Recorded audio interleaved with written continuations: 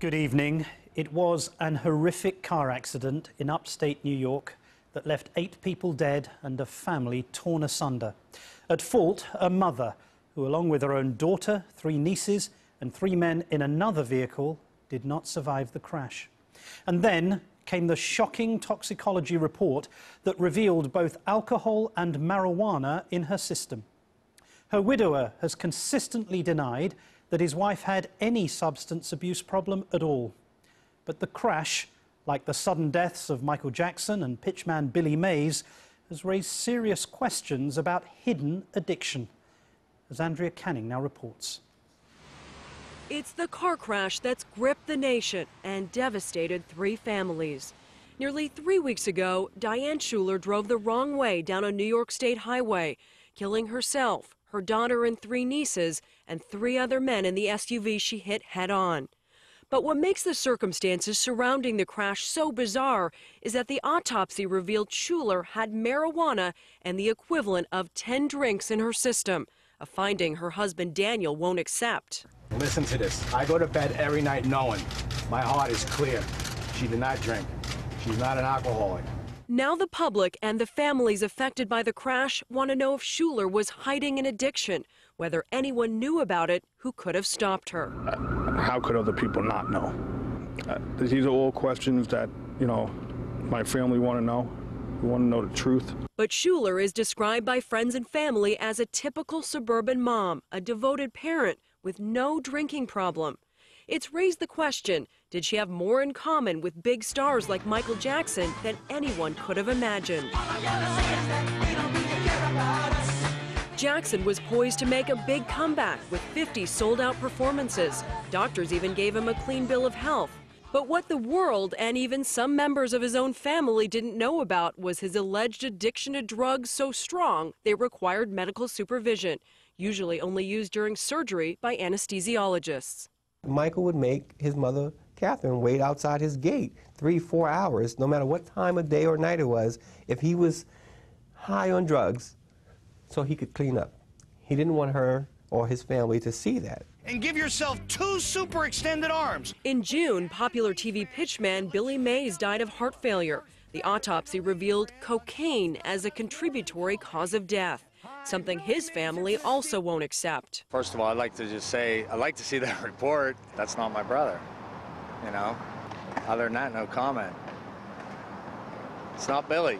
You got soccer moms that are having a little drink and picking up their kids, everybody. Marilyn White, a recovered addict who now runs a rehab center in New York, says everyone knows someone hiding an addiction. Whether it's your husband, his family, your family, doesn't make your uncle, your grandmother, your grandfather, it's somebody you work with. Really, there's always someone that has addiction. White lived a double life for 15 years because of the shame of her alcoholism. You put the alcohol in the Listerine bottle, or you drink Listerine if you can't find any alcohol. I go to bars where I didn't know people and drink on my own, drink in the car, drink in the bathroom where you work. You'll drink perfume. I drank perfume. Is it possible to keep an addiction secret, or do you feel like someone always knows? I think that someone always knows. Someone always knows, she says, but may not be able to recognize the signs. Look for change in behavior, change in the way they look, ruddy complexion, avoiding, isolation, fears, irrational fears. But when the addict is a mother, catching those signs can be difficult because often the person closest to the problem is a child. Was she trying to hide her addiction from you? I think so. I think, like at 7, 8, 9 years old, you don't really know they're an alcoholic, but you know that something's wrong. It was just really a very scary time. I think that not knowing if she'd come home, what time she'd come home, who she'd come home with, if she'd come home. I mean, I was just not a real happy kid. For White, the hold alcohol had on her was so strong, she lied about being pregnant to go on a weekend drinking binge. I had somebody watch Shelly for the weekend, and I told these 2 people that I was pregnant and I was going into the city for an abortion. Never had an abortion in my life. I went into the city and drank all weekend and then came back. That's how sick it is. You get so sick, you don't know how sick you are.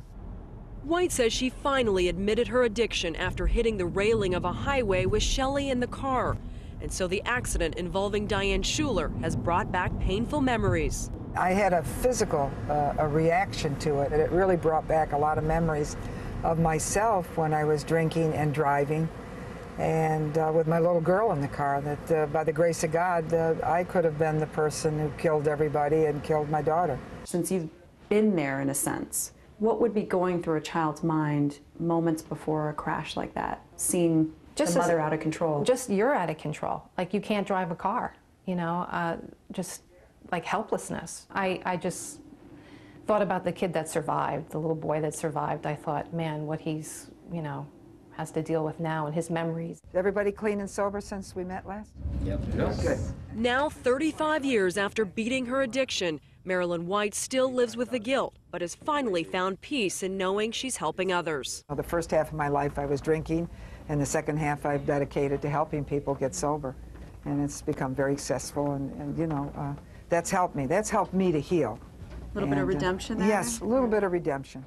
Diane Schuler's family did admit to People magazine this week that she occasionally smoked marijuana to help fall asleep, but they continued to deny that she had a drinking problem, in fact claiming she barely ever touched alcohol.